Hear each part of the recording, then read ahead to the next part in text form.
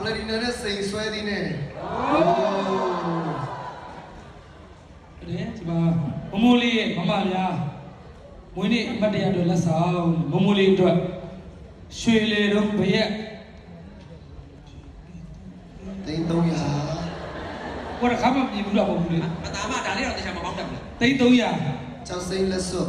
160နဲ့မှ3သိန်းနီလာလက်စွပ်120နဲ့မှ3သိန်းဗရမများလက်စွပ်85သိန်းပီတီကျိုး69သိန်းစိန်နဂါဆွဲသည်56သိန်းစုစုပေါင်း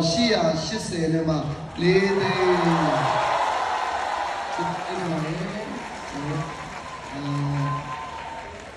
အဲ့ပါလေဘုံဘုံလေးမမများ